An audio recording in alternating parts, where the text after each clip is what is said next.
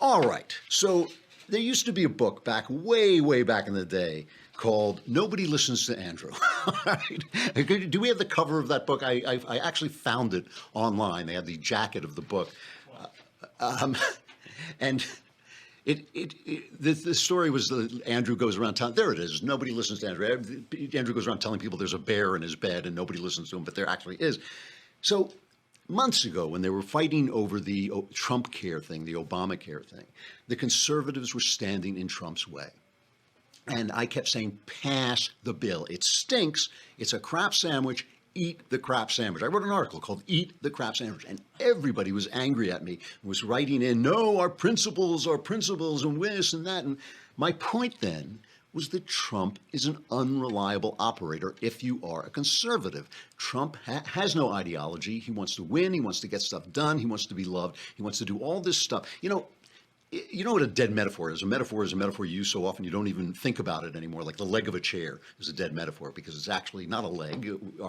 We have legs, but a leg of a chair is like a leg, so it's a metaphor. So the metaphor dies.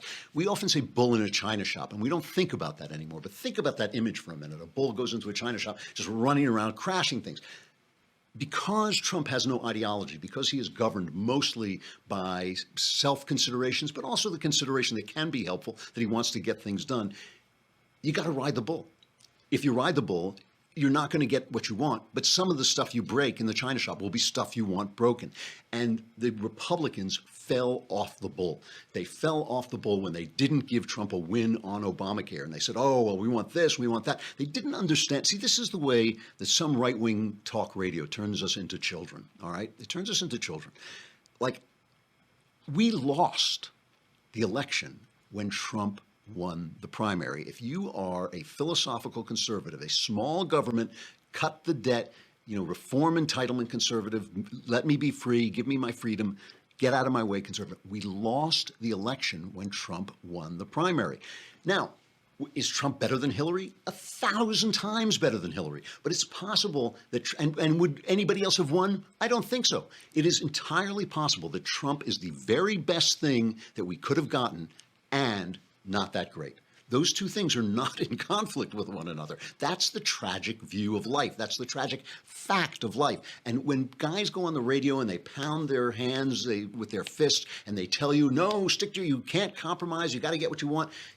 That's baby to when they talk about good and evil and they're talking about, Donald Trump and the Congress or even Barack Obama. I used to say, people would say, Obama's evil. And I'd say, that's not evil. That's not what evil looks like, and they would say, well, he does this, he does that. Look, these are little boy words of good and evil and heroes and villains. It's not that there's no such thing as good and evil. There is. It's not that there's no such thing as heroes and villains. There are. But most of the time, you don't find that stuff in American government. What you find is a bunch of clowns banging off each other, doing stuff for their own egos, trying to keep their jobs, playing off their constituency, lying to their constituency to get reelected. That's the kind of stuff we're dealing with. That's the real world.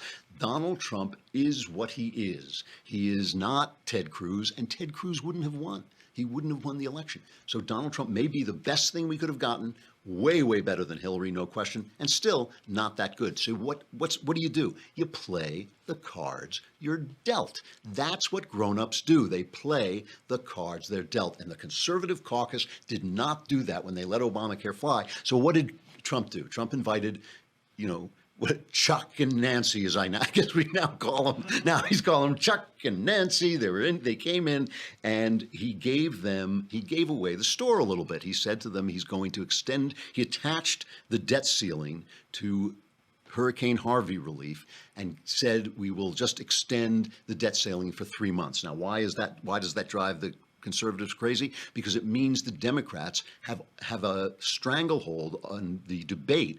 In 3 months' time, when the Congress is going to want to go home for Christmas, that's going to be December 15th, and so they're going to be in a much stronger position. Trump himself, when the Republicans did this before he was elected, and they extended the debt limit for 4 months, he just said, this is the worst deal in history. This is a terrible, terrible deal. But now suddenly Trump is talking about, the fact that we're happy. They play cut number 3.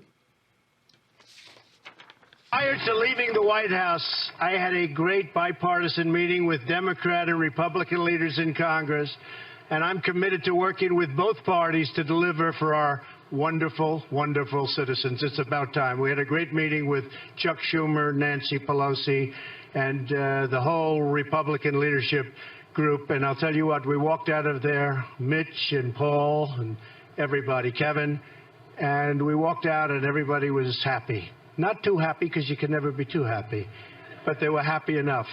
And it was nice to see that happen for a change, because that hasn't happened for a long time in this country, for a very long time. Well, Chuck Schumer was happy. Chuck Schumer looked like, I mean, you know, talk about dead metaphor. He looked like the cat who ate the canary. Play cut number 6. The president listened to the arguments. We think we made a very reasonable and strong argument. And to his credit, he went with the better argument. And just to finish off the picture, Mark Meadows, the conservatives, all the conservatives, just look. I mean, but you know, days. It was only a day before this happened. Paul Ryan was saying, "What? We're going to get an 18-month extension. We're going to get, you know, we're going to really do this. What are they going to play politics with the debt ceiling when people are suffering in Texas?" It's the Democrats. Of course, they're going to play politics. The Democrats are united. It's only the conservatives who are at each other's throat. It's only the Republicans, I should say, that are at each other's throat. So just to finish off the picture, here's Mark Meadows, cut 7. Typical Washington, D.C., kick the can down the road. Negotiating with Democrats doesn't normally produce outstanding results. Okay. So what's the plan? What happens now? And what can conservatives get out of this? Because, you know, to just go on and on about how unreliable Trump is, after a while, it's like, listen to yourself. Get the news. You know, you keep delivering the news. You keep saying, Trump is this, Trump is that. I don't know. I keep saying this, and I get letters about this all the time. I don't care about Trump. Trump is a fascinating character. He really is. He's big. He's you know, interesting. He's weird. He also has been more conservative and was willing to be more conservative than I ever thought. So I was, you know, when he won the primary, I thought, okay, I lost the primary. That happens. You lose in politics. Sometimes you lose, you know. Let's see what we get. We got more. We're already getting more from Trump than I ever expected. The thing about cutting regulations is real. And I complained about this before Trump was even in the picture. I was talking about how this is one of those boring subjects that nobody wants to talk about, but it's a big deal. Trump has changed the culture of the EPA from crazy, hysterical environmentalists who want to destroy anybody who even touches a tree, want to do things like in California where we exacerbate our drought conditions to save some fish that nobody cares about or some little thing. We treat business as if it's a bad thing instead of a good thing.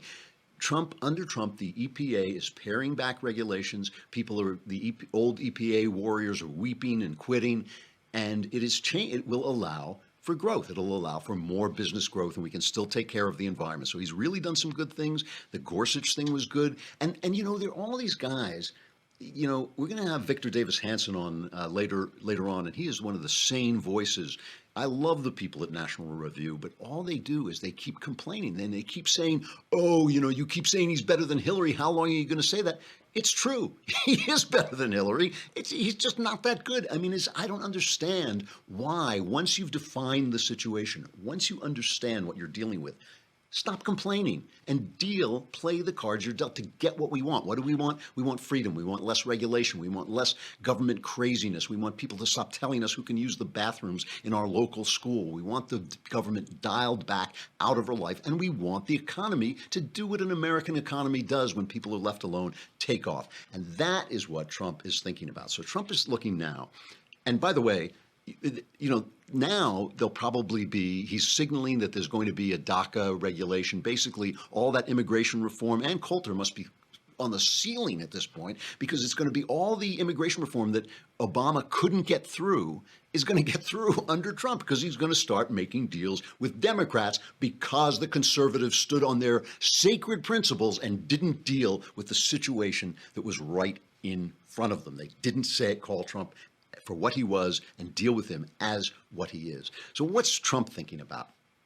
Trump is thinking about what he can get done. Because remember, the Republicans have failed him. They haven't done anything. They make him look like a fool. They make him look like he can't accomplish things. He told everybody he was going to win and win and win, and he can't get any major legislation through. Everything he's doing, he's done some good stuff. It's all been done on his own. So he wants tax reform. So now he's out. I guess he was in North Dakota, wasn't it? It makes a speech, and he calls the Democrat Senator Heidi Heitkamp, who's kind of, a blue dog. She's voted for Trump, I don't know, about half the time, voted with Trump about half the time. And he calls her up on stage and he's pitching tax reform. Senator Heitkamp, Senator, come on up.